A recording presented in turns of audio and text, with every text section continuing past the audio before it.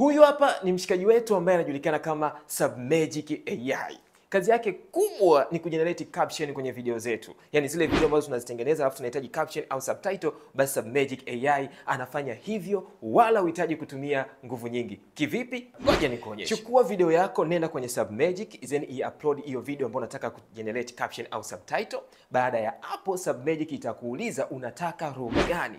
Kwa mfano mimi video yangu ni ya Kiswahili, hivyo nina select Kiswahili. Kitu ambacho ni ngumu kukipata kwenye application nyingi.